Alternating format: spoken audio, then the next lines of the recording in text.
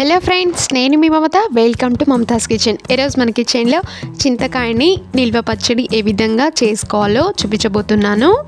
మనకి winter season వచ్చిందంటే చాలు చింతకాయలు బాగా కాస్తూ ఉంటాయి కదా. సో మనం కొన్ని చింతకాయలను తెచ్చుకొని ఏ విధంగా నిల్వ పచ్చడి ఎలా పెట్టుకోవాలో ఏంటో ఈరోజు వీడియోలో చూపిస్తాను. ముందుగా మనకి చింతకాయలు అనేది ఈ స్టేజ్కి రావాలండి. ఈ స్టేజ్కి వచ్చిన తర్వాత మనం తెంచిన తర్వాత సైడ్స్ ఉన్న ఈ తోకలన్నిటిని కూడా తీసేయాలి. మనకి మధ్యలో నూరేటప్పుడు వస్తూ ఉంటాయి. వీటిని ముందుగానే కడుక్కొని నీళ్ళంతా కూడా పోయే వరకు ఆరబెట్టుకోవాలి. లేదంటే మనకి పచ్చడి అనేది అస్సలు నిల్వ ఉండదు. ఇది మాత్రం గుర్తుపెట్టుకోండి. దాని తర్వాత శుభ్రంగా మొత్తం ఆరిన తర్వాత ఈ చింతకాయల్ని రోట్లోకి వేసుకొని, మనకి చింతకాయలు డైరెక్ట్గా నూరితే నూరలేం కాబట్టి కొంచెం సాల్ట్ని కల్లుప్పును వేసుకోవాలి. కల్లుప్పుని వేసుకుంటూ కొద్దిగా వేసుకుంటూ చింతకాయల్ని బాగా దంచుకోవాలండి. అలాగే కొన్ని పచ్చి చింతకాయల్ని, అలాగే కొన్ని లేత చింతకాయలు ఉంటాయి కదండి, అంటే మనకి ఈ విధంగా కొంచెం పండుకొస్తాయి కదా, అవి ఇవి కలిపి నూరినా పర్వాలేదు. లేదు ఇలా పచ్చి చింతకాయల్ని నూరినా కూడా పర్వాలేదండి. ఎలా నూరినా పర్వాలేదు. రెండు కలిపి నూరితే మనకి మాగపెట్టుకున్నామంటే చాలా బాగుంటుంది. ముందుగా పచ్చి చింతకాయలని ఈ విధంగా నూరి, కొంచెం మాగిన చింతకాయలకైతేనేమో పొట్టు తీయాలి. పచ్చి చింతకాయలకైతేనేమో పొట్టు తీయకుండా సైడ్ ఉన్న తోకలు మాత్రమే తీసేసి ఈ విధంగా రెండు కూడా దగ్గరికి అనుకుంటూ బాగా మిక్స్ చేసుకోవాలి. ఈ చింతకాయ నిల్వ పచ్చడి చాలా బాగుంటుందండి. ఎవరెవరికి ఇష్టమో కామెంట్ చేయండి. ఇప్పుడు చింతకాయల్ని ఈ స్టేజ్ వరకు నూరుకోవాలండి. ఇలా నూరుకున్న తర్వాత దీంట్లోకి కాసింత పసుపును యాడ్ చేసుకోవాలి. పసుపును యాడ్ చేసుకున్న తర్వాత మళ్ళీ బాగా నూరుకోవాలండి.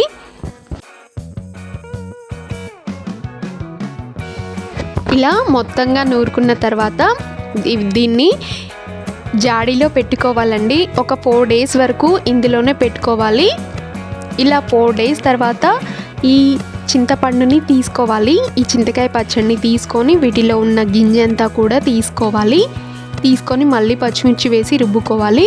4 days ఎందుకు అంటే కనుక మనము డైరెక్ట్ అప్పుడే తీసామనుకోండి, దాని ఉన్న పైన అంతా కూడా వచ్చేస్తుంది. 4 days కనుక మనం ఇలా మగ్గబెట్టామనుకోండి, ఓన్లీ గింజ మాత్రమే వస్తుంది. సో అందుకోసమే ఒక 4 days వరకు జాడీలో మాగబెట్టండి. దాని తర్వాత గింజని ఈ విధంగా తీసుకోవాలి. ఇలా అంతా గింజ తీసిన తర్వాత చింతపండుని మాత్రమే పచ్చడిని పక్కకు పెట్టుకొని, దాంట్లోకి సరిపడా పచ్చిమిర్చిని ఈ విధంగా శుభ్రంగా కడుక్కొని పక్కన పెట్టుకోవాలి.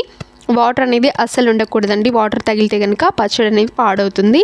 దీంట్లోకి సరిపడా ఎల్లిపాయలని కూడా ఈ విధంగా తీసుకొని పక్కన పెట్టుకోవాలి.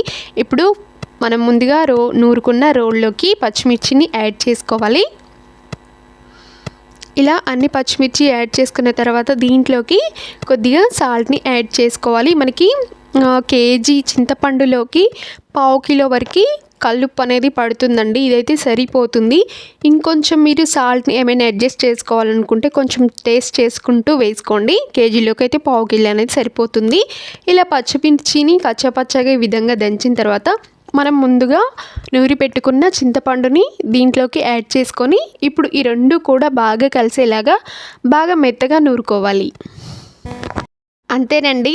ఇలా మెత్తగా నూరుకున్న తర్వాత దీన్నంతా కూడా ఒక జాడీలోకి పెట్టుకోవాలి. పెట్టుకున్న తర్వాత మనకి ఎప్పుడు కావాలంటే అప్పుడు కొంచెం పచ్చడిని తీసుకొని పోపు వేసుకోవాలి. చాలా బాగుంటుంది. అండ్ మెయిన్ థింగ్ ఏంటంటే పోపు వేసేటప్పుడు ఇంగువని వేయండి. పిల్లలకు దగ్గు రాకుండా ఉంటుంది. సో వీడియో చూసారు కదా, మీరు కూడా ఒకసారి తప్పకుండా ట్రై చేయండి. అండ్ నా వీడియో నచ్చినట్టయితే లైక్ చేసి మీ ఫ్రెండ్స్కి షేర్ చేయండి. అండ్ మరిన్ని వీడియోస్ కింద డిస్క్రిప్షన్లో ఇచ్చాను, ఒకసారి వెళ్ళి చెక్ చేయండి.